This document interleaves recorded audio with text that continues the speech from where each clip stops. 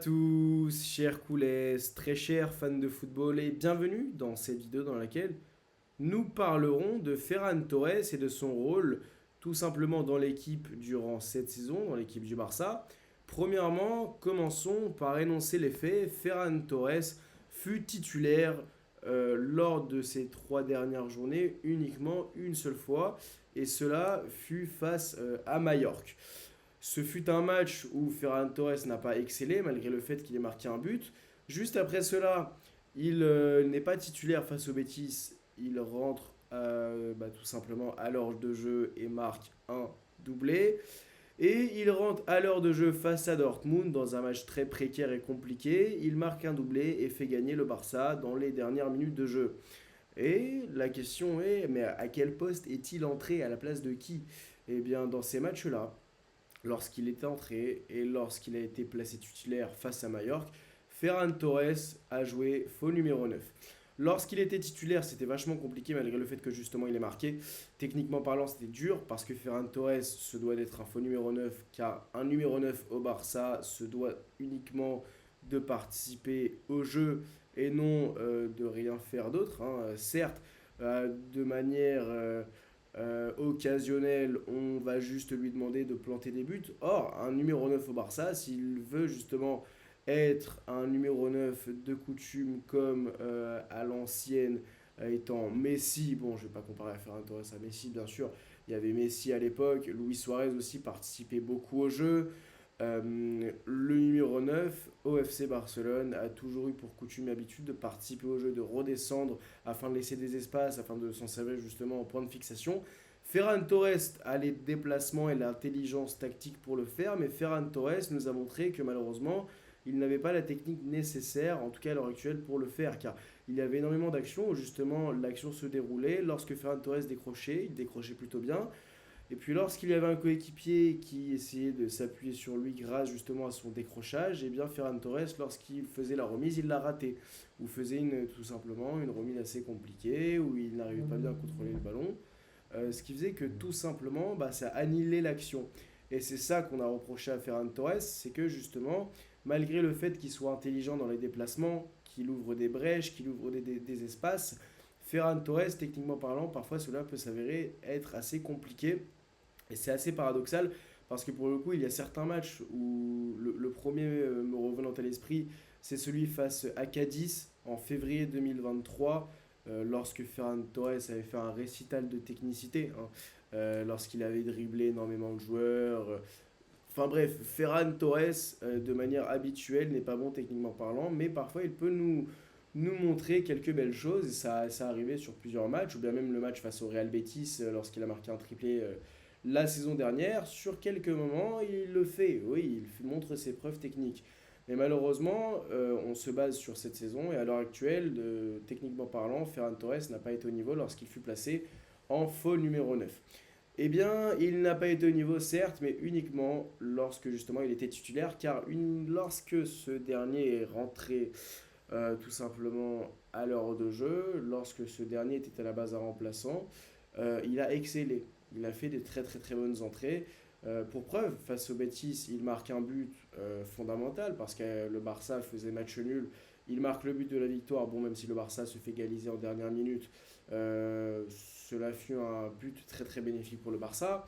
Il rentre face à Dortmund à l'heure de jeu. Il marque deux buts. Il marque un doublé alors que le Barça se faisait complètement dominer face à Dortmund, bien sûr, en seconde mi-temps. Donc Ferran Torres, ce n'est pas un buteur uniquement, un cinquième buteur dans un match facile face à une division 3. Ferran Torres, il rentre, il marque, il apporte dans des matchs compliqués et difficiles. Et c'est uniquement la raison pour laquelle on se pose la question, quel doit être son rôle, sachant que sur certains matchs, on ne sait pas pourquoi, face à la plus petite des équipes, il ne va pas s'en sortir. Et sur des enfin, dans des matchs à haute intensité contre des très gros adversaires, il va s'en sortir. Allez comprendre. Eh bien, donc quel serait son rôle?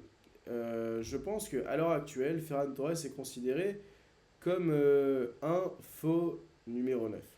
Il est considéré comme un faux numéro 9, non plus comme un ailier, car justement, l'ailier en lui-même, à gauche, c'est Rafinha et à droite, c'est Lamine Yamal. Donc les places sont bouchées, excusez-moi, sachant que ces derniers font des prestations relativement très très très bonne, eh bien Ferran Torres, lui, il lui reste que uniquement le poste de numéro 9.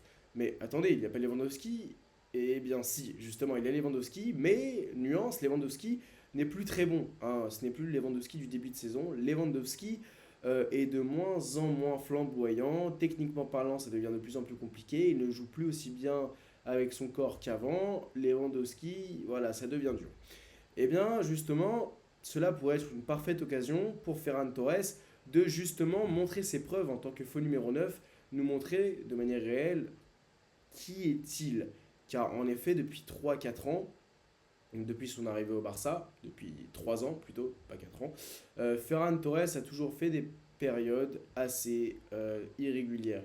Il peut te sortir 3 bons matchs, 3 mauvais matchs, un match horrible, un très bon match, puis du jour au lendemain on ne le voit plus, puis il se reblesse, puis il revient dans 4 mois.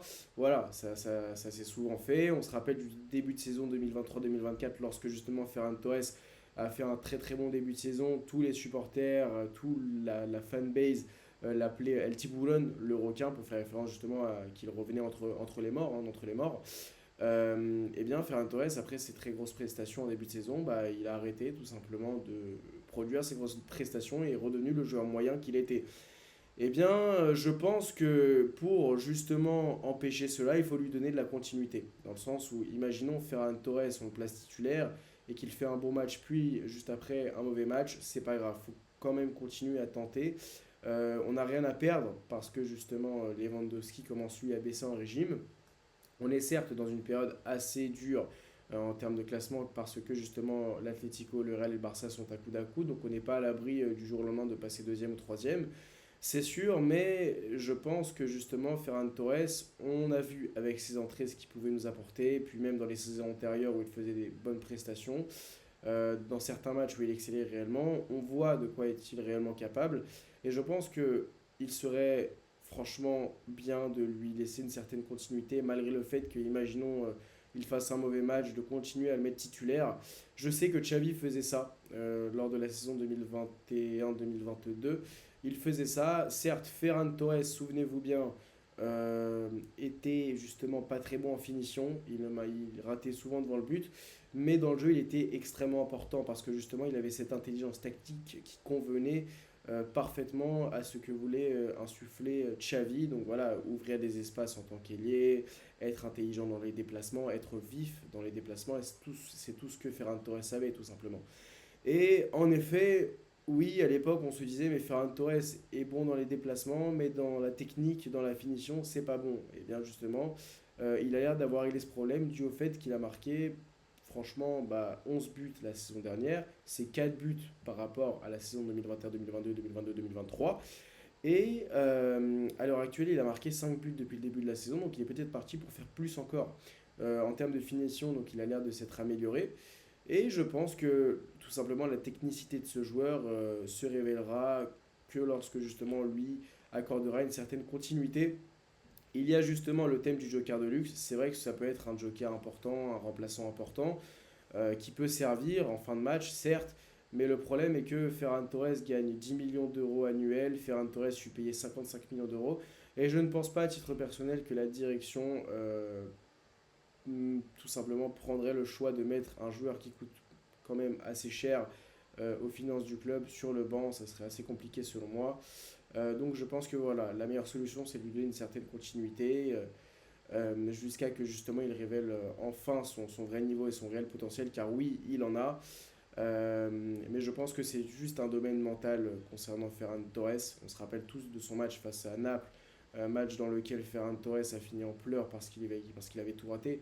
Je pense que Ferran Torres, afin de justement soutirer son plein potentiel, c'est une titularisation constante. Hansi Flick, c'est mieux que nous, certes, mais nous croyons toujours en lui et j'espère pour lui que justement il réussira sa carrière au Barça. Et je pense à titre personnel que cette saison au Barça, pour l'instant, tant que Lewandowski n'est plus au niveau, cela doit être le titulaire, tout simplement. Ferran Torres doit être le numéro 9 titulaire tant que Lewandowski n'est pas bon. Et si Lewandowski, tout simplement, redevient plutôt bon et re-apporte, entre guillemets, au jeu du FC Barcelone, bah, malgré le fait qu'il coûte cher, le placer en tant que joker de luxe. Sur ce, cher Poulet, n'hésitez pas à me dire ce que vous en pensez dans les commentaires. N'hésitez pas à me dire si selon vous, il est mieux de mettre Ferran Torres titulaire de manière constante sur la durée ou tout simplement d'utiliser en joker de luxe. N'hésitez pas à liker, commenter, à vous abonner. À très bientôt. Can't tell me nothing.